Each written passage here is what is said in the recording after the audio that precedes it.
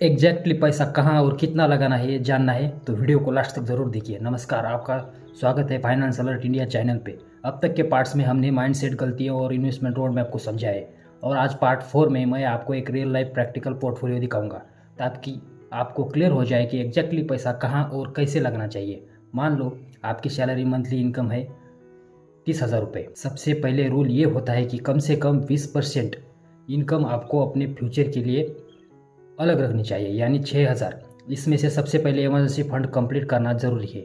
जब तक 6 महीने का एक्सपेंस रेडी हो जाए तब तक ये पैसा सेविंग्स या लिक्विड फंड में रखो। इमरजेंसी फंड रेडी होने के बाद अब बात आती है इन्वेस्टमेंट की। मान लो आपके पास हर महीने इन्वेस्ट करने के लिए 6,000 है। इसमें से 3,000 आप इक्विटी म्यूचुअल फंड या SIP में डाल सकते हो, जैसे एक इंडेक्स फंड या डिवर्सिफाइड इक्विटी फंड जो लॉन्ग टर्म में अच्छा रिटर्न दे सकता है, या 2,000 आप PPF या किसी सेफ डेबिट में ऑप्शन में डाल सकते हो ताकि पोर्टफोलियो में आपका स्टेबिलिटी बनी रहे।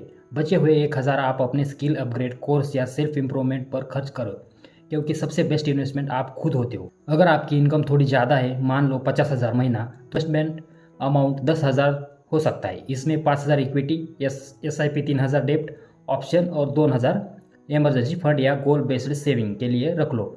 जैसे जैसे इनकम बढ़ती है, इन्वेस्टमेंट का परसेंटेज बढ़ाओ। लाइफस्टाइल को इतना फास्ट अपग्रेड मत करो। अब बात करते हैं एक्सपेक्टेड रिजल्ट की।